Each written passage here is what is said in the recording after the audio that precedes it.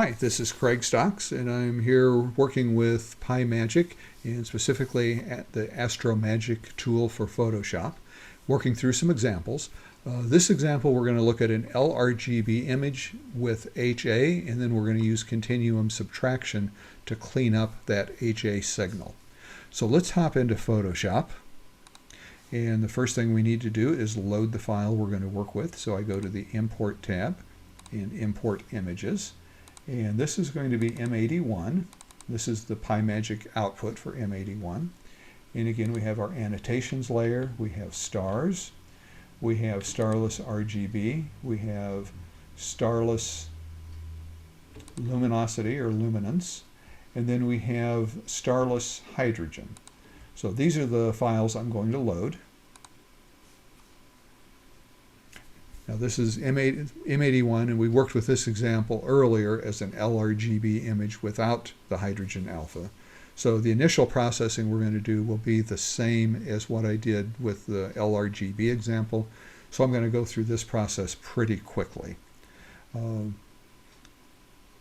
So I'll turn off hydrogen, or I'm sorry, the annotation. I'm going to turn off stars, global adjustments. Something happened here. Notice the hydrogen is green and not red. And that's because I neglected to change the palette from SHO to HOO. That's not a problem. I can open up this starless hydrogen, go to the hue saturation, and it's this hue slider in the hue saturation layer within the hydrogen layer group that's colorizing the hydrogen as green, which is what would be appropriate for SHO. I'll just move the slider back to red. And now we have red hydrogen, which is more typical. And just to keep things a little bit neater, I'm going to right-click here and change the color of this group to red so that it is red going forward instead of green. That change is just purely cosmetic for the user interface. It doesn't affect the image at all. It's this hue slider. That's what makes the hydrogen red or green or blue or whatever color you want it to be. Red is a typical color. So for right now, I'll turn that off. I'm going to focus first on the RGB. And I think before we increased the saturation and added a little bit of red to get a little bit nicer looking color. Went a little far on the saturation. In the luminosity, we want to darken this luminosity a little bit. And then I used this burning and dodge layer with a black brush at 10% opacity to clean up some of these areas where we had basically just noise coming into the image around the perimeter. And this is a flare from a nearby star. So we'll clean those up. And I think we even did a little bit of creative editing to highlight the structure of this galaxy. Something like that.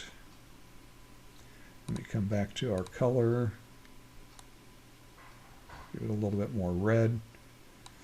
So that's a pretty good starting point. I'll turn on the global adjustments, and you'll see that that cleans up the background even more. But all these little galaxies off in the distance are unaffected by that. So burning and dodging is a great way to clean up areas that are just noisy without actually removing any details that might be there.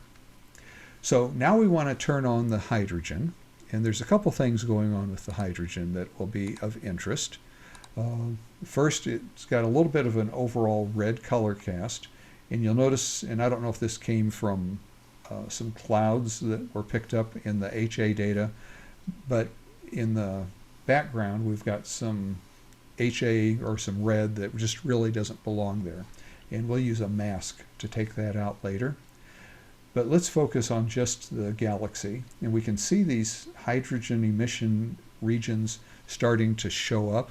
If I turn the hydrogen layer off, you can see that those layers show up more, but we can see some of that hydrogen contamination from the continuum red. So So if I turn up the brightness of the hydrogen, it gets even worse. That, we're picking up the signal in the areas where there is hydrogen, but we're also picking up hydrogen in areas that was just red overall. So it's that red continuum subtraction that lets us subtract what's in the HA signal from what was just continuous red color. And we're going to do that by grabbing the red data from the RGB. So there's a couple ways you can approach it. You can save the red filter if you're working with mono and use that red directly. But we can also just extract it from the RGB combination afterwards. And that's usually an easier way to do it because it's one less thing to keep track of through PiMagic. So I'm going to come down to my RGB layer group. This is my RGB image, so this is red, green, and blue. It has the red in it that we want to subtract from the hydrogen. And I'm going to go to the Continuum button, and what I'm going to do is create a red continuum from my selected layer, which is the RGB layer. And it's going to create a layer group for me that I can use to subtract red. So I just select RGB, click on the red continuum, and it has created this red continuum subtraction layer group.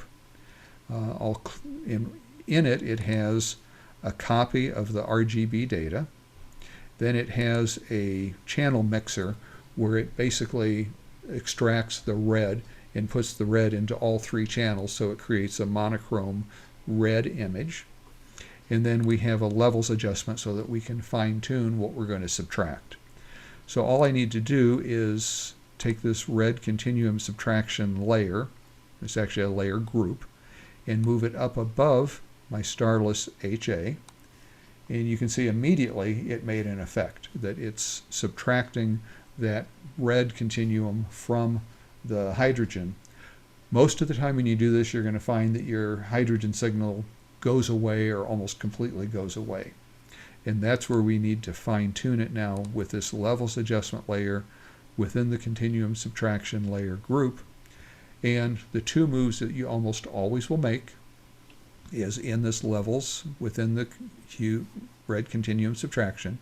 We'll move the midpoint slider usually quite a ways to the right, and that will start to bring back